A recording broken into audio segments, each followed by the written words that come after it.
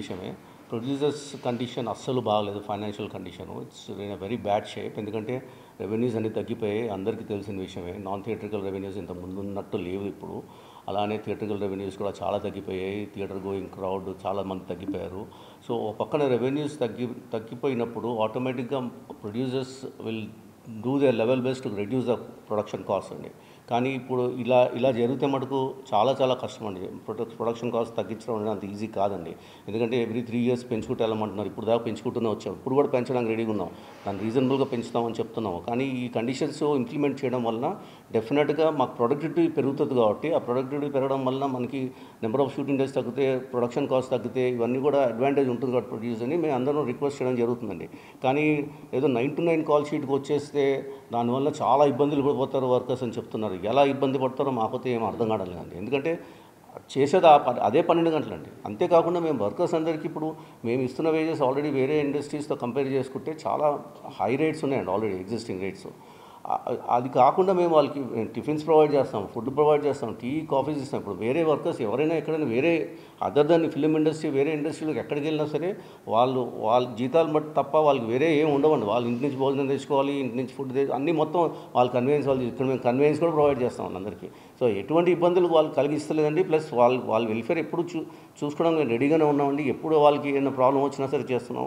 So మా తరఫున మా రిక్వెస్ట్ ఏంటంటే యూనియన్స్కి కానివ్వండి, యూనియన్ లీడర్స్కి కానివ్వండి, ప్రతిసారి వాళ్ళు మా దగ్గర రావడం, ఫెడరేషన్ కానివ్వండి మా దగ్గర వచ్చి ఉట్టి వేజ్ ఇంక్రీజ్ ఒక్కటి చేయమని చెప్పడం తప్ప వేరే ఏ ఇష్యూస్ కూడా మాతో డిస్కస్ చేస్తలేదు. స్కిల్ ఎలా డెవలప్ చేయాలి, ఏంటి, దానికి మా సైడ్ నుంచి ఏం సపోర్ట్ చేయగలుగుతాము, మీరు ఎలా దాన్ని డెవలప్ చేస్తారు, మీరు ఎలా అప్గ్రేడ్ అవ్వగలుగుతారు అనేది మటుకు ఎప్పుడు డిస్కషన్ జరుగుతుంది. I don't know really what the unions are doing, but I don't think their job is only to collect the money from the producers or ask the producers to give increase in the salaries every time. అది ఎట్లన్నా cost of living పెరుగుతుంది కాబట్టి ఆటోమేటిక్గా అన్ని చోట్ల ఇప్పుడు government ఆఫీసెస్లోనో లేదా ఇండస్ట్రీస్లోనో లేదా డిఎన్ఎస్ఏ లోన్స్ ఇలా పెరుగుతాయి. అట్లనే ఇక్కడ కూడా మేము పెంచుతామండి. పెంచడానికి రెడీగానే ఉన్నప్పుడు ఈ కండిషన్స్ మేము సింపుల్ కండిషన్స్ అడిగి ఒప్పుకోకపోతే ఎట్లాగండి మాకు. Plus we are taking care of everything. అంటే ఇప్పుడు మార్నింగ్ 6 నుంచి వచ్చినా వాళ్ళు మా లొకేషన్ దాకా వచ్చేదాకా మేమే అన్ని హ్యాండిల్ చేస్తున్నాం. వాళ్ళు కన్వీన్స్ అవ్వనండి, ఏదైనా అవ్వనండి, టైంకి వచ్చేటట్టే చేస్తున్నాము. అలానే ఫుడ్ కూడా ప్రొవైడ్ చేస్తున్నాం వాళ్ళకి. ఒకవేళ 6 o'clock దాకా 9 o'clock దాకా వెళ్తే ఈవినింగ్ మళ్ళీ స్నాక్స్ ఇస్తాం మేము. 9 ఏమాత్రం 9, 10 దాకా షూటింగ్ జరుగుతుందంటే రాత్రి డిన్నర్ కూడా పెడుతున్నాము. సో ఇవన్నీ కూడా ఎక్స్ట్రా అడిషనల్ ఇన్సెంటివ్స్ ఎందుకు ఇస్తున్నాం అంటేనండి, we want all the workers to be happy when they are working. So అలానే కంటిన్యూ చేయాలని మా ఉద్దేశం. బట్ వర్కర్స్కి మరి ఏం కన్వే అవుతుందో మాకైతే తెలుస్తలేదు. ఎందుకంటే సడన్గా ఇట్లా వర్క్ ఆపేయడం వలన ఎవరికి నష్టం అండి? ప్రొడ్యూసర్స్ నష్టపోతున్నారు. ఎందుకంటే షూటింగ్స్ అన్నీ అయిపోయాయి, మా డేట్స్ అన్నీ క్యాన్సిల్ అయిపోతున్నాయి.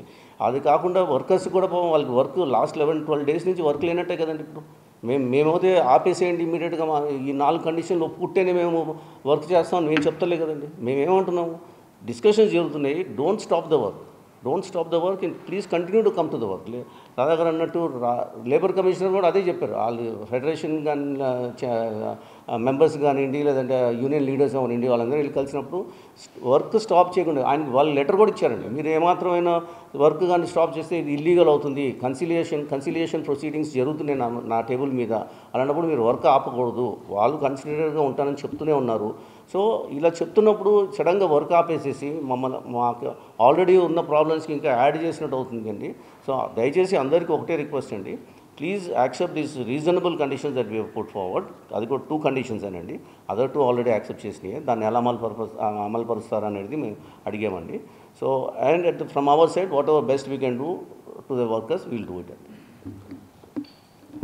చివరిగా ఈ యూనియన్స్కి వీళ్ళకి కూడా మనం చెప్తుంది ఏంటంటే, అస్తమానం మనం వేజ్ అనే దానికన్నా ఇండస్ట్రీగా ఒక సంఘటితంగా మనం స్కిల్ డెవలప్మెంట్లో మీ పార్ట్ ఏంటి అంటే, మీరు ఇందాక చెరి గారు చెప్పినట్టు నేను ఇంతకాలం చూస్తున్నాను ఒక స్కిల్ డెవలప్మెంట్ ప్రోగ్రామ్ ఒక యూనియన్ కండక్ట్ చేసింది అయితే నేను చూడలేదు ఇంతవరకు. ఒక ప్రాస్థెటిక్ మేకప్ ఉందంటే ఈ రోజుకి మనం బయట నుంచి తెచ్చుకోవాల్సి వస్తుంది. ఇక్కడే మన దగ్గర ఉన్నారు అంటే మనం హైర్ చేసుకుంటాం. అలాగే మ్యూజిషియన్స్ లైవ్ మ్యూజిక్ అంతా మనం బయటకు వెళ్ళి చేసుకుంటున్నాం. ఇక్కడ ఉన్నప్పుడు టాలెంట్ మనం వేరే ఊరు నుంచి ఫ్లైట్ టికెట్లు వేసి వాళ్ళకి అకామిడేషన్ ఇచ్చి తీసుకోవాల్సిన అవసరం ఉండదు. మేము కూడా దానికే ఎప్పుడు ఇక్కడ ఉన్న టాలెంట్ని యూజ్ చేసుకోవాలి, మన కార్మికులనే యూజ్ చేసుకోవాలనే ఫస్ట్ ప్రిఫరెన్స్ ఇవ్వాలనే మనం చూస్తాము. కాకపోతే ఈ మీరు కల్పిస్తున్న ఈ బ్యారియర్స్ వల్ల చాలామంది మీ కార్మికులు నష్టపోతున్నారు. ప్లస్ ఇంకొక ఇదేంటంటే ట్రాన్స్పోర్ట్ లేబరర్ తీసుకోండి, కన్స్ట్రక్షన్ లేబరర్ తీసుకోండి, వీళ్ళందరికీ మనకన్నా ఎక్కువ బెనిఫిట్స్ వాళ్ళు పొందుతున్నారు. ఎలాగా గవర్నమెంట్ వైపు నుంచి ఈఎస్ఐ అలాంటి వాటి వైపు నుంచి వాళ్ళు ఎక్కువ బెనిఫిట్స్ వాళ్ళు పొందుతున్నారు.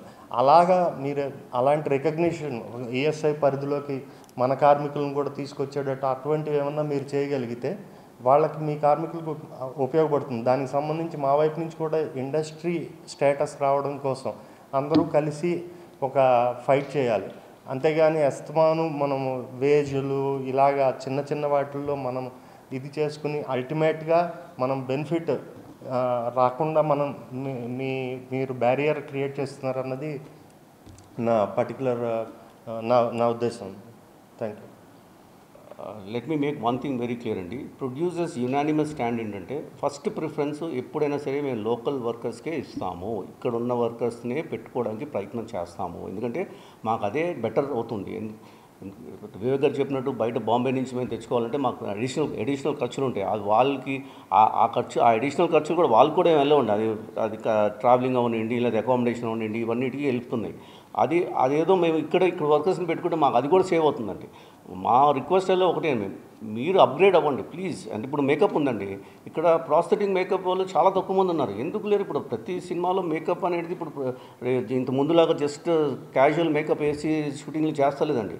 There so much of detailing that is going into the film making now. So అవి మీరు డెవలప్ చేసుకున్నారు అనుకోండి. లాస్ట్ టైం ఫర్ ఎగ్జాంపుల్ పుష్పలో మేము ప్రాస్థెటిక్ టీమ్ని బాంబే నుంచి తెచ్చుకున్నామండి. త్రూ అవుట్ ద మూవీ వాళ్ళు ఉన్నారండి ఇక్కడ. సో అదే ఇక్కడ కానీ అదే వర్క్ ఇక్కడ వాళ్ళు చేయగలిగి ఉంటే మేము హ్యాపీగా ఇక్కడ వాళ్ళని పెట్టుకునే వాళ్ళం కదా. మాకు ఎటువంటి ఇబ్బంది, మాకేం ప్రాబ్లం ఉంటుంది చెప్పడం. మాకు ఇక్కడ వాళ్ళు పెట్టుకోవడం వల్ల మాకు వేరే కాస్ట్ తగ్గిపోతాయి కదండి. So that is our stand అండి. Definitely will give work preference to the local people, provided మీరు అప్గ్రేడ్ అయిపోయి మాకు కావాల్సిన అవుట్పుట్ మీరు ఇవ్వగలిగితే 100% will give preference to the local workers అండి.